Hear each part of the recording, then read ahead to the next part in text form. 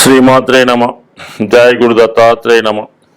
ఈ వీడియోలో మనం మే 2024 సంవత్సరంలో సింహరాశి వారికి మాస ఫలితాలు ఏ విధంగా ఉంటాయి అన్న విషయాన్ని మనం గమనిద్దాం.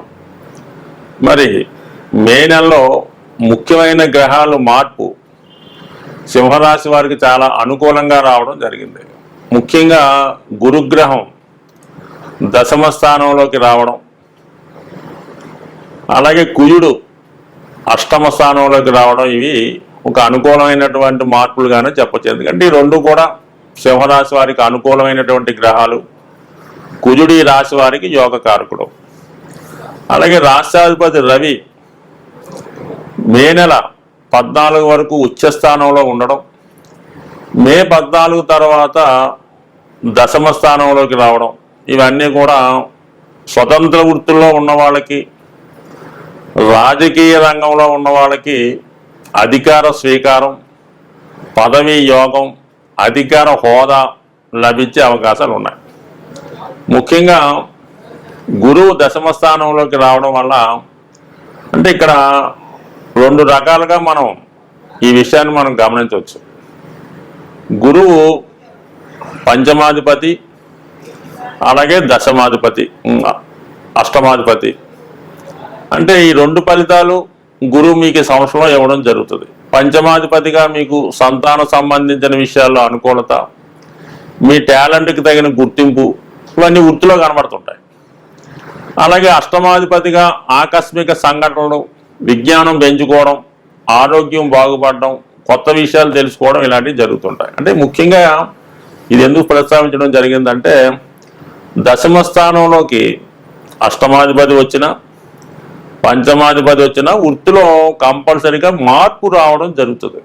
అంటే ఇక్కడ గురువు దశమ స్థానంలో రావడం వల్ల, గతంలో మీరు మీ అర్హత కన్నా తక్కువ ఉద్యోగం చేయడం వల్ల, మీ అర్హతని ప్రభుత్వం వారు, మేనేజ్మెంటు, ఓటర్లో గుర్తించడం వల్ల మీకు ఒక మంచి అధికార హోదా కలిగినటువంటి పదవి రావడం జరిగే అవకాశం ఉంది. అంటే గురువు దశమ స్థానంలో ఉండడం వల్ల అధికార హోదా, ముద్రణాధికారం లాంటి ఉద్యోగం రావచ్చు.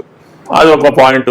ఇంకొక యాంగిల్లో ప్రయత్నిస్తే అష్టమాధిపతి దశమ స్థానంలోకి వచ్చినప్పుడు ఆకస్మికంగా మీ పై అధికారులు సెలవు పెట్టడం వల్ల, వాళ్ళు లీవ్లో వెళ్ళడం వల్ల, లేదంటే వాళ్ళు పదవీ విరమణ చేయడం వల్ల వాళ్ళ యొక్క ఉద్యోగంలోకి, అంటే వాళ్ళ యొక్క హోదాలోకి మీరు ప్రవేశించే అవకాశం ఉంది. అంటే మొత్తం మీద ఏంటంటే మీకు అనుకోకుండా మీకు వృత్తిలో అభివృద్ధి రావడం, ఇతరుల యొక్క నష్టం మీకు లాభంగా మారడం జరుగుతూ ఉంటుంది. అంటే ఏదైనా ఒక రాజకీయ రంగంలో ఉంటే సడన్గా అతనికి ఏదో ఇబ్బంది అయితే ఆ ప్లేస్లోకి మీరు రావచ్చు అనుకుందాం. అటువంటి యోగం ఈ రాశిలోకి ఏర్పడింది. అలాగే ప్రభుత్వ ఉద్యోగం ప్రయత్నించిన వాళ్ళకి, ముఖ్యంగా బ్యాంకింగ్ రంగంలో అనుకున్న వాళ్ళకి ఇమీడియట్గా కాకపోయినా ఈ సంవత్సరంలో ఖచ్చితంగా ఈ రాశి వారు ఒక గౌరవప్రదమైన ఉద్యోగాన్ని సంపాదిస్తారు. సో ఇక రవి భాగ్యస్థానంలో ఉచ్చులో ఉన్నాడు. కంపల్సరిగా జాతకుడి యొక్క హోదా పెరుగుతుంది, మంచి గుర్తింపు లభిస్తుంది. అది 3 విధాలుగా పనిచేస్తుంది. రాష్ట్రాధిపతిగా ఉచ్చస్థానంలో ఉండడం వల్ల వ్యక్తిగతంగా మీ యొక్క టాలెంట్కి తగిన గుర్తింపు, సంఘంలో గౌరవం పెరుగుతుంది. అలాగే రవి తండ్రి కారణం అవటం వల్ల మీరు ఒకవేళ బాల్యంలో యవ్వనంలో ఉంటే మీ తండ్రి గారికి ఒక మంచి హోదా రావడం కానీ, వారి కీర్తి ప్రతిష్టలు పెరగడం కానీ రావచ్చు. అదే మీరు పెద్దవారంటే మీ సంతానానికి అభివృద్ధి రావచ్చు. మొత్తం మీద మీ కుటుంబంలో ఒకరికి కానీ మీకు కానీ ఒక మంచి గుర్తింపు రావడం జరుగుతుంది. ఇంచుమించుగా మే 14 వరకు. మే 14 తర్వాత రవి దశమ స్థానంలోకి వచ్చి గురువుతో కలిసి ఉండడం వల్ల ఖచ్చితంగా ప్రభుత్వ పథకాలు మీకు అనుకూలంగా రావడం కానీ, ప్రభుత్వ పదవి రావడం కానీ జరిగే అవకాశం ఉంది. ఖచ్చితంగా వృత్తిలో చాలా స్ట్రిక్ట్గా, చాలా నిజాయితీగా ఉంటారు. ఇది ఎండోమెంట్స్ డిపార్ట్మెంట్ వారికి, ఆధ్యాత్మిక రంగంలో ఉన్న వాళ్ళకి, స్వతంత్ర వృత్తిలో ఉన్న వాళ్ళకి రవి బలం చాలా అనుకూలంగా ఉంటుంది మే 14 తర్వాత. అలాగే శుక్రుడు ప్రస్తుతం భాగ్యస్థానంలో ఉన్నాడు. స్త్రీలకి సౌభాగ్య యోగాన్ని ఇచ్చే శుక్రుడు భాగ్యస్థానంలో ఉండడం వల్ల స్త్రీలకి హోదా పెరుగుతుంది, వారికి కూడా సంతాన భాగ్యం కలుగుతుంది. మొత్తం మీద మే 19 తర్వాత శుక్రుడు కూడా దశమ స్థానంలోకి రావడం, అలాగే ఉద్యోగంలో ప్రమోషన్ కానీ, అభివృద్ధి కానీ, ఇది స్త్రీలకు బాగా ఉపయోగపడుతుంటుంది. శుక్రుడు ఎప్పుడైతే దశమ స్థానంలోకి వచ్చి అక్కడ ఉన్నటువంటి రవిని, అంటే లగ్నాధిపతిని, అలాగే గురువుని కలటం వల్ల తెలివితేటల ద్వారా మీ యొక్క సామర్థ్యం ద్వారా ఖచ్చితంగా మంచి హోదా కలిగినటువంటి ఉపాధి అవకాశాలు లభిస్తే చాలా వరకు సింహరాశి వారు స్వతంత్ర వృత్తి కోరుకుంటారు. కాబట్టి మరి దశమ స్థానం తులారాశి బలంగా ఉన్నవాళ్ళు సింహరాశి వారు ఎక్కువగా సినిమా రంగంలో డైరెక్షన్ డిపార్ట్మెంట్లో ఉంటారు, లేదా ఇండిపెండెంట్గా చార్టెడ్ అకౌంటెంట్ డైరెక్టర్లు వాళ్ళకి ఖచ్చితంగా అనుకూలంగా ఉండే అవకాశం ఉంది. అలాగే ప్రభుత్వ ఉద్యోగస్తులకు కూడా అనుకూలంగా ఉంటుంది, బాగుంది. అయితే కుజుడు అష్టమ స్థానంలో ఉండడం వలన కొన్ని అనుకోని చికాకులు ఏర్పడడం జరిగే అవకాశం ఉంది. కొన్ని ఆకస్మిక సంఘటనలు అంటే రాహువు కుజుడు కలిసి ఉండడం వల్ల ఏంటంటే జాతకుడు గతంలో చేసిన పొరపాట్లు ఇప్పుడు వెలుగులోకి రావడం వల్ల కానీ, లేదా మీ మీద మీకు అపోజిషన్ వారు కానీ గిట్టని వారు కానీ చిన్న విషయాన్ని పెద్దదిగా చేసి మిమ్మల్ని అన్పాపులర్ చేసే కార్యక్రమాలు కూడా చేపట్టవచ్చు. అనుకోకుండా మిమ్మల్ని ఏదన్నా ఒక నేరారోపణ మీ మీద రావచ్చు, లేదంటే ఏదన్నా ఒక క్రైమ్లో ఇరుక్కోవచ్చు, చెయ్యని నేరానికి మీ మీద నింద కూడా రావచ్చు. సో ఇటువంటి కుజ రాహులు అష్టమ స్థానంలో ఉండడం వల్ల అనుకోని ఇబ్బందులు మీకు రావచ్చు, చెయ్యని తప్పుకి ఏదైనా నిందారోపణ రావచ్చు. ఏదైనా కొన్ని విషయాల్లో జాగ్రత్తగా ఉండాలి. ఎక్కువ రిస్క్ సంబంధించిన వృత్తుల్లో ఉన్నవాళ్ళు కానీ, అలాగే కొన్ని డిపార్ట్మెంట్లో కానీ రాజకీయ రంగంలో ఉన్నవాళ్ళు కానీ ఎక్కడికైనా వెళ్ళినప్పుడు తగు విధమైనటువంటి జాగ్రత్తలో వెళ్ళాలి తప్ప ఎక్కడ పడితే అక్కడికి ఎప్పుడు పడితే అప్పుడు వెళ్ళడం వల్ల కొంత ప్రమాదం ఉన్న వాళ్ళకి మాత్రం ఇబ్బంది కలిగే ఉంది. అలాగే ప్రమాదకర వృత్తుల్లో ఉన్నవాళ్ళు, వాహనాలు వేగంగా నడుపుతున్న వాళ్ళకు కూడా కొంత జాగ్రత్తగా వ్యవహరించడం మంచిది. అష్టమంలో ఉన్నటువంటి ఈ కుజ రాహులు అనుకోకుండా ఇబ్బంది కలగే అవకాశం ఉంది కాబట్టి ఈ విషయంలో జాగ్రత్తగా వ్యవహరించడం మంచిది. సో ఓవరాల్గా మనకు ప్రయత్నం చేసినప్పుడు ఇంచుమించుగా గ్రహాలన్నీ కూడా 8, 9, 10 స్థానాల్లో కేంద్రీకృతం ఉన్నాయి.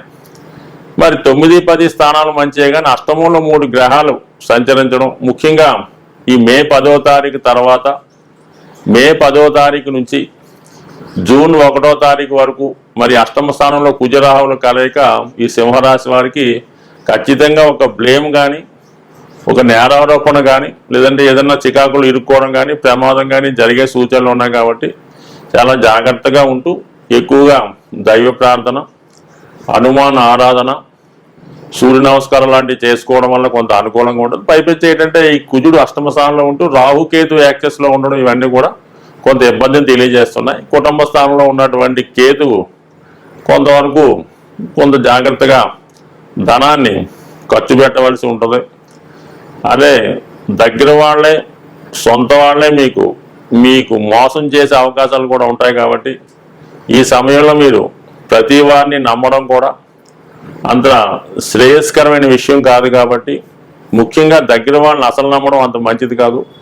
వృత్తిపరమైన రహస్యాలు కానీ, వ్యాపార లావాదేవీలు కానీ ఇతరులకి తెలియకుండా జాగ్రత్త పడడం అన్నది ఈ వారంలో ఈ నెలలో చాలా జాగ్రత్తగా వ్యవహరించండి. అయితే కొన్ని గ్రహాలు బలంగా ఉన్నప్పుడు కూడా అంటే ఈ గ్రహాలు ఎక్కువ మీకు వృత్తిలో మార్పు, అధికార హోదా పెరగడం, కొన్ని అనుకూల పరిస్థితులు చెప్తున్నాయి.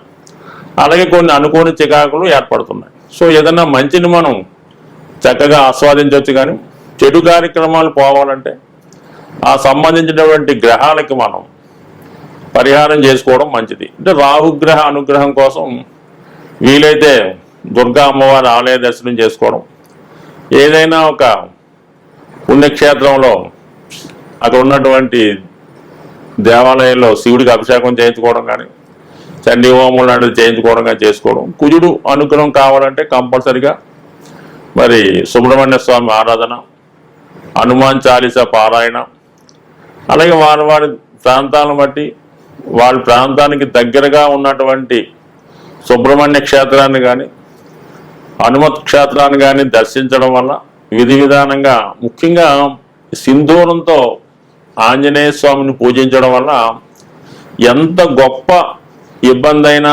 ఖచ్చితంగా స్వామి అనుగ్రహంతో తొలగిపోతుంది. కాబట్టి అదొకటి ఖచ్చితంగా ఈ సింహరాశి వారు ఈ నెలలో ఒక మంగళవారం అయినా చేయడం, కంపల్సరిగా ప్రతిరోజు సూర్య నమస్కారం చేసుకోవడం వల్ల జాతకుడు ఎటువంటి సమస్యల నుంచైనా సునాయాసంగా బయటపడే అవకాశం ఉంది. స్వస్తి.